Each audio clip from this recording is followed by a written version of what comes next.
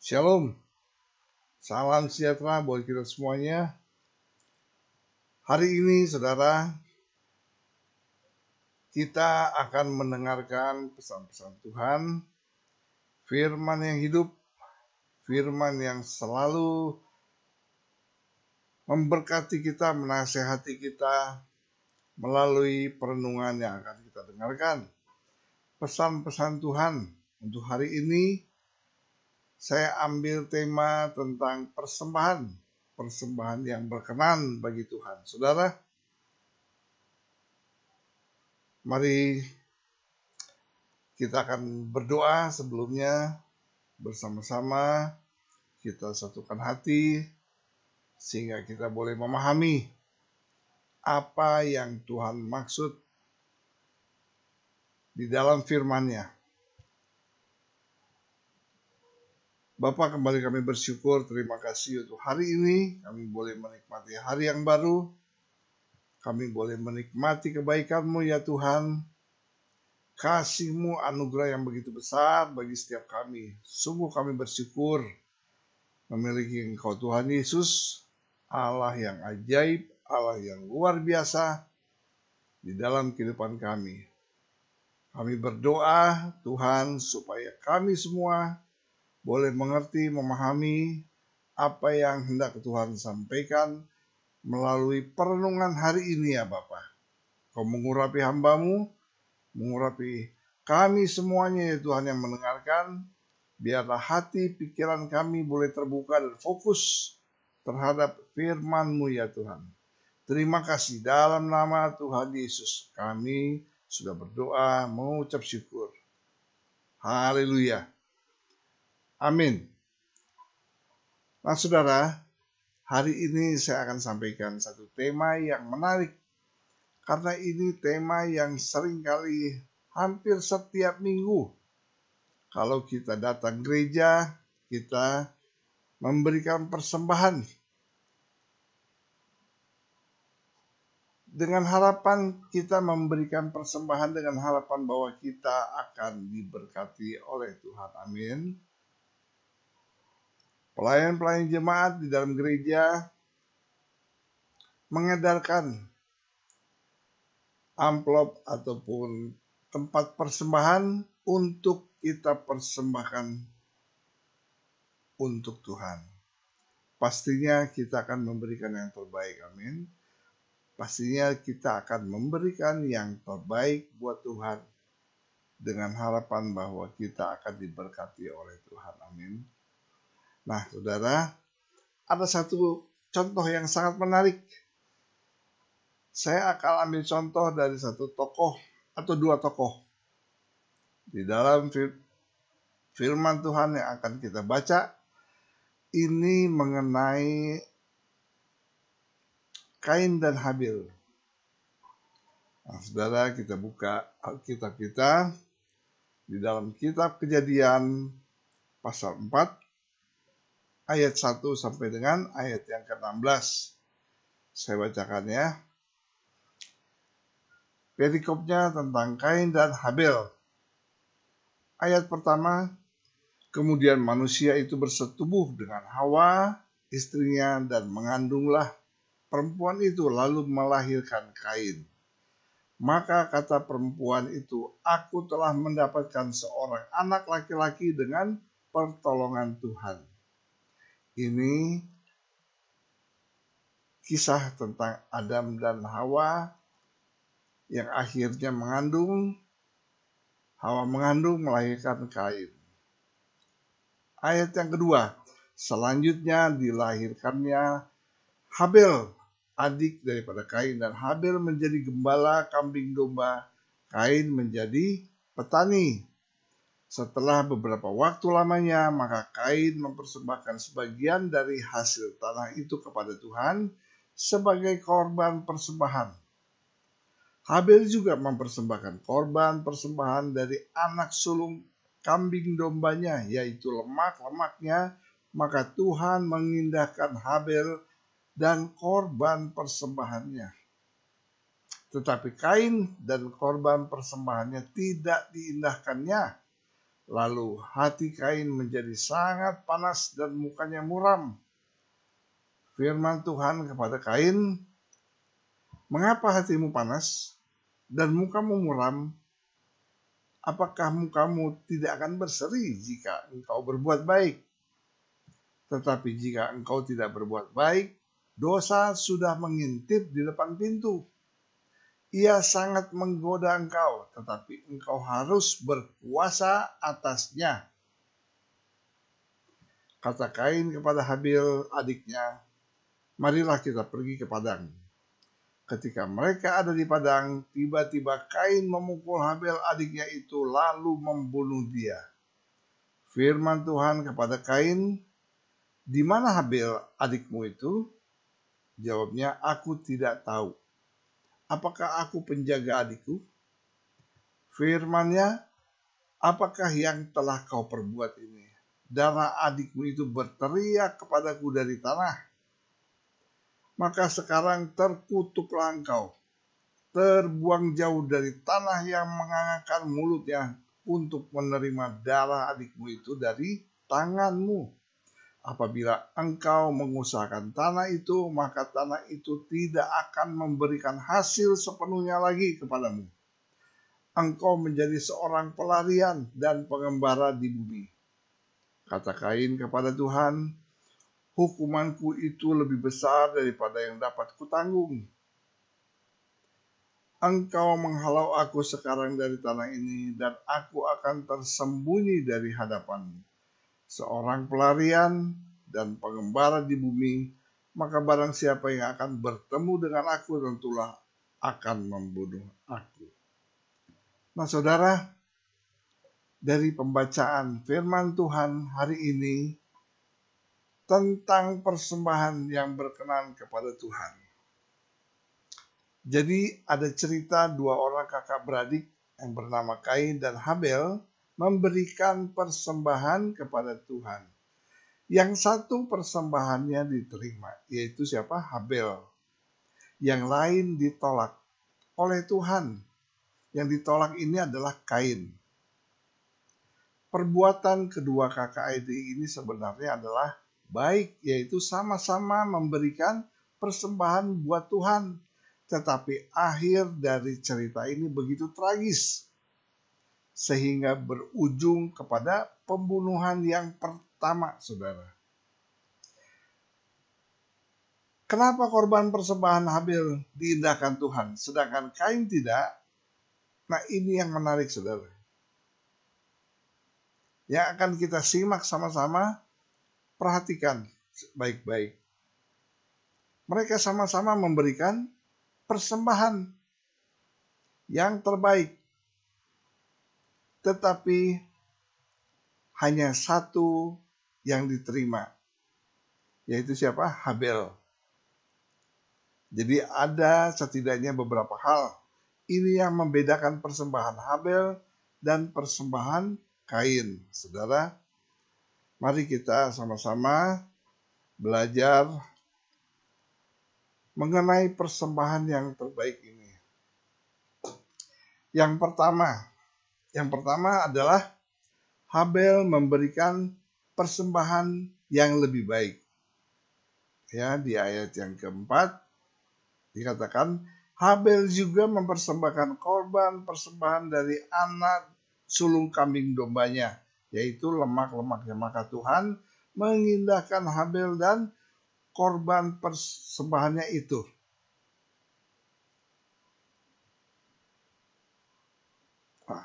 Maka Tuhan mengindahkan Habel, bukan Kain ya. Maka Tuhan mengindahkan Habel dan korban persembahannya itu. Jadi di dalam Ibrani 11 ayat yang keempat ini, Habel memberikan persembahan yang lebih baik daripada Kain. Nah, bagaimana cara mengukur persembahan Habel itu lebih baik daripada persembahan Kain? Saudara, tentunya bukan kita yang mengukur persembahan mana yang lebih baik. Tentunya penilaian itu hanya Tuhan sendiri yang memiliki penilaiannya. bukan kita. Tugas kita itu hanya memberi yang terbaik buat Tuhan. Lalu yang kedua, kita akan mengambil poin-poinnya sehingga kita bisa memahami, mengerti kenapa hanya Habel yang diberikan penghargaan atau dikatakanlah yang terbaik, dianggap yang memberikan persembahan yang lebih baik. Ya kan? Nah, karena Habel hidupnya berkenan bagi Tuhan, saudara catat ya. Karena Habel hidupnya berkenan bagi Tuhan. Di dalam ayat yang keempat dikatakan bahwa Tuhan mengindahkan Habel dan persembahannya. Jadi yang diindahkan Tuhan pertama itu adalah Habelnya, bukan bagaimana persembahannya itu, tapi yang Tuhan indahkan adalah yang pertama Habelnya dulu, kemudian baru persembahannya. Bukan hanya persembahan kita yang terbaik yang kita berikan. Kita memang mau memberikan persembahan yang terbaik. Tetapi terlebih dahulu daripada itu, Allah melihat dulu pribadi kita yang berkenan buat Tuhan, saudara. Jadi bukan persembahannya dulu yang Tuhan lihat, tetapi pribadi kita, kehidupan kita. Apakah kehidupan kita sudah berkenan di hadapan Tuhan? Lalu Tuhan baru melihat bahwa ada persembahan yang terbaik yang diberikan kita kepada Tuhan. Persembahan yang diindahkan Tuhan adalah persembahan yang seimbang antara kehidupan kita yang baik dan persembahan kita, saudara. Seringkali kalau di gereja kita memang maunya memberikan yang terbaik buat Tuhan. Yang terbaik supaya apa? Supaya kita diberkati. Kehidupan kita menjadi lebih baik. Begitu kan? Tuhan mau persembahan yang memang berkenan kepada Tuhan itu secara seimbang antara kehidupan kita yang baik dan persembahan kita yang baik. Lalu yang ketiga, saudara, karena Habel memiliki iman. Nah, karena iman inilah, karena iman Habel mempersembahkan korban yang lebih baik. Satu hal yang perlu kita ingat, bahwa ketika ada orang yang berkenan bagi Tuhan, diberkati Tuhan, jangan kita menjadi panas hati. Jangan kita menjadi cemburu. Jangan kita menjadi kecewa kalau ada seseorang yang lebih diberkati, ada seseorang yang lebih berkenan kepada Tuhan. Bukannya Tuhan pilih kasih, saudara. Tuhan sudah mengingatkan, jangan kita menjadi panas hati kita. Nah, di sini persoalannya adalah Kain membiarkan dirinya dikuasai oleh amarah dan melakukan perbuatan yang tidak berkenan buat Tuhan. Perbuatannya itu dilandaskan oleh emosi. Itu hanya berakibat penyesalan di masa yang akan datang, saudara. Contohnya seperti Kain ini. Dia membiarkan dirinya itu dikuasai oleh amarah, kecemburuan, iri hati, dan lain sebagainya. Dan melakukan perbuatan yang tidak berkenan buat Tuhan. Karena apa? Emosinya yang sudah meluap-meluap. Dan akhirnya baru penyesalan selalu datangnya itu di belakang, saudara. Pada waktu hati Kain menjadi panas dan mukanya muram, Tuhan sudah mengingatkan sebelumnya bahwa jangan sampai panas hati ketika kita tidak berbuat baik. Dosa itu sudah mengintip, saudara. Saudara, dengar baik-baik. Pada waktu kita sudah berbuat tidak baik, dosa itu sesungguhnya sudah mengintip. Dan tampaknya itu begitu menggoda, saudara. Sebelumnya Tuhan sudah mengatakan jangan panas hati, jangan kecewa, jangan marah. Seringkali dalam kehidupan kita mudah sekali tergoda oleh dosa. Ya, iri hati karena melihat yang lain hidup bahagia, yang lain hidup sejahtera, yang lain hidup diberkati.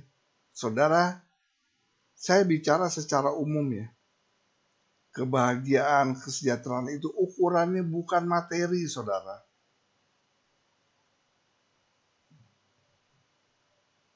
Nah, disinilah dosa sudah mengintip. Dosa ini begitu sangat menggoda. Jadi yang Tuhan lihat melalui persembahan yang kita berikan, walaupun itu persembahan yang terbaik yang kita berikan, tetapi Tuhan pertama tidak melihat persembahannya. Yang Tuhan lihat adalah pribadi kita, perilaku kita. Apakah hidup kita sudah berkenan di hadapan Tuhan? Ataukah hidup kita memang tidak berkenan di hadapan Tuhan? Itu dulu yang pertama yang Tuhan lihat. Dalam konteks ini, Tuhan melihat bahwa hati Kain menjadi panas, menjadi iri hati, karena Tuhan tidak mengindahkan Kain. Dia dikuasai oleh amarah, kecemburuan, tidak senang melihat saudaranya berkenan di hadapan Tuhan. Lalu kita lihat perbuatan selanjutnya apa? Kain akhirnya membunuh adiknya sendiri. Saudara, itulah kejadian pembunuhan yang pertama terjadi di muka bumi ini. Akibat daripada marah, kecewa, sakit hati, tidak terima. Begitu juga saudara, umat Kristen saat ini dalam hal kehidupan pribadi, Tuhan sesungguhnya ingin melihat pribadi kita itu pribadi yang berkenan kepada Tuhan, tetapi pribadi yang tidak dikuasai oleh dosa. Cenderung orang itu gampang sekali marah, gampang sekali iri hati, gampang sekali cemburu melihat yang lain hidup sejahtera, hidup bahagia. Tuhan sudah mengingatkan, ya kan, supaya jangan panas hatinya. Jangan sampai dikuasai oleh dosa, sebab dosa itu mengintip, saudara.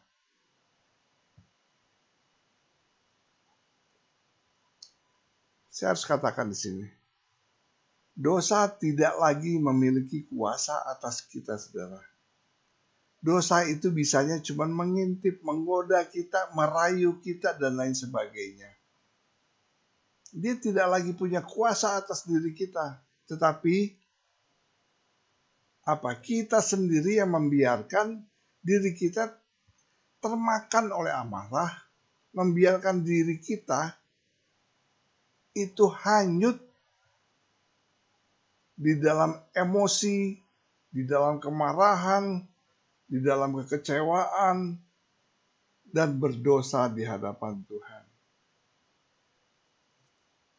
Saudara, kehidupan kita ditentukan oleh diri kita sendiri. Tuhan sudah memberikan pilihan. Kita mau hidup berkenan kepada Tuhan, atau kita mau membiarkan diri kita hanyut di dalam dosa. Jadi kita harus memegang kendali. Kita sendiri yang harus memegang kendali atas diri kita. Supaya apa? Supaya kita tidak hanyut di dalam dosa. Amin. Nah, kalau kita melihat ada kemajuan orang lain, kalau kita melihat ada orang lain bahagia, sejahtera, kita jangan lalu panas hati. Ya kan? Tapi kita sebaliknya harus kita ikut bersuka cita. Kita juga ikut bahagia kalau melihat, oh ada orang lain ini berbahagia. Kita juga ikut berbahagia, saudara. Ya kan? Ada orang lain ikut senang, suka cita. Kita juga seharusnya begitu. Jangan sebaliknya. Melihat orang lain bahagia, lihat orang lain senang, lihat orang lain diberkati, hati kita panas. Dikuasai oleh dosa, saudara. Iblis itu nggak berkuasa atas kita sebetulnya.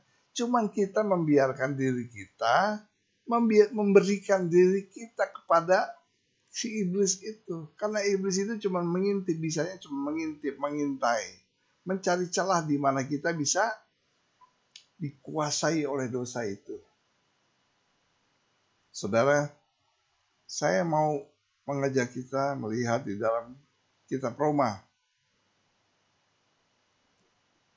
Roma 12 ayat 1 dan 2. Saudara, mari kita sama-sama baca. Ini perikopnya tentang persembahan yang benar. Karena itu, saudara-saudara, demi kemurahan Allah, aku menasehatkan kamu supaya kamu memberikan tubuhmu sebagai persembahan yang hidup, yang kudus, dan yang berkenan kepada Allah. Itu adalah ibadahmu yang sejati. Janganlah kamu menjadi serupa dengan dunia ini, tetapi berubahlah oleh pembaruan budimu sehingga kamu dapat membedakan mana yang menjadi kehendak Allah, apa yang baik, yang berkenan kepada Allah dan yang sempurna, saudara. Ya. Jadi kalau kita memberikan persembahan kepada Tuhan, saudara, mari kita introspeksi dulu kehidupan kita. Supaya kehidupan kita ini benar-benar hidup yang berkenan kepada Tuhan. Bukan persembahannya. Tuhan tidak fokus kepada persembahan. Ingat.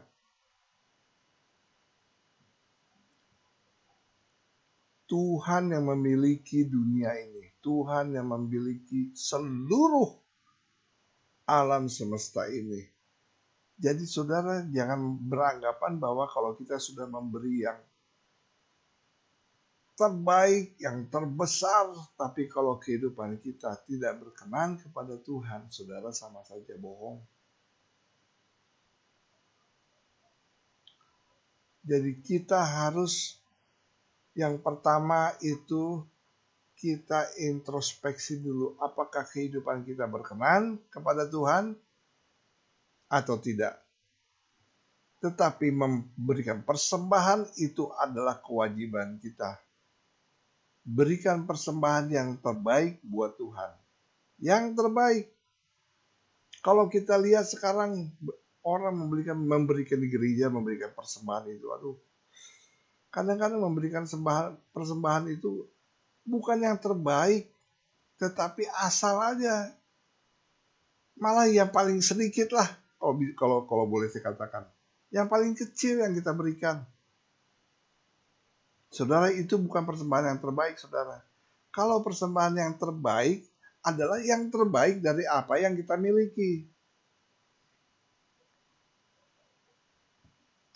Tapi bukan cuma itu yang Tuhan lihat. Yang Tuhan lihat pertama adalah kehidupan kita. Kehidupan kita apakah kehidupan yang berkenan atau tidak berkenan kepada Tuhan. Mari saudara, kita memberikan yang terbaik dan menjaga hidup kita berkenan buat Tuhan. Maka Tuhan akan mengindahkan hidup kita dan persembahan kita. sehingga kita diberkati oleh Tuhan.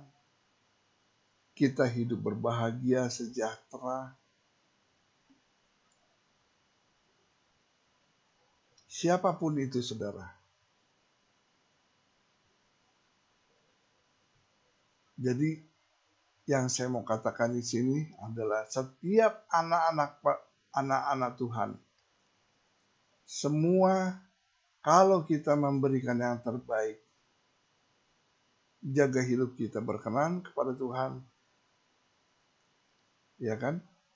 Maka Tuhan akan mengindahkan hidup kita dan persembahan kita, dan kita akan diberkati oleh Tuhan. Saya tidak berbicara tentang sebagian orang, tidak. Ini berlaku untuk semua anak-anak Tuhan. Baik anak-anak Tuhan yang hidupnya saat ini memang sedang kekurangan maupun yang sedang berlebihan. Ingat, Tuhan tidak melihat seberapa banyak yang engkau berikan, tapi Tuhan akan melihat hatimu. Kehidupan kita yang berkenan kepada Tuhan, dan pada saat kita memberikan persembahan, berikan itu persembahan yang terbaik, yang ada pada kita, seada-adanya, setulusnya. Kita harus tulus di hadapan Tuhan. Kita harus terbuka di hadapan Tuhan. Di hadapan manusia kita boleh menutup-nutupi, tapi di hadapan Tuhan tidak ada satupun yang tertutupi, saudara. Amin. Saya berharap pesan Tuhan untuk hari ini boleh kita pahami, kita mengerti bagaimana kita memberikan persembahan buat Tuhan, saudara. Amin. Tuhan memberkati kita semua. Mari kita satukan hati, kita akan berdoa, tutup dengan firman Tuhan ini, dengan doa, dengan ucapan syukur. Kembali kami mengucap syukur, terima kasih ya Bapa untuk firman-Mu, renungan yang singkat ini ya Bapa, sehingga apa yang Tuhan sampaikan mengenai persembahan ini boleh kami mengerti, boleh kami pahami ya Bapa. Ampuni ya Tuhan setiap kami dosa pelanggaran kami yang kami lakukan. Ampuni, suci, kuduskan hati kami, pikiran kami, tubuh jiwa roh kami, sehingga kami boleh terus ada berkenan di hadapan-Mu Tuhan. Terima kasih. Kami mau banyak belajar ya Tuhan. Firman-Mu, firman yang hidup dari dulu sampai sekarang, sampai selama-lamanya. Terima kasih. Di dalam nama Tuhan Yesus, Engkau memberkati setiap yang mendengar. Engkau memberkati kehidupan mereka. Engkau memberkati bahkan yang saat ini sedang sakit, Tuhan pulihkan, sembuhkan dalam nama Tuhan Yesus. Yang sedang dalam persoalan pergumulan hidup Tuhan, mari Bapa, Engkau buka jalan bagi mereka, Engkau berkati semua. Terima kasih. Bapa yang baik, terima kasih.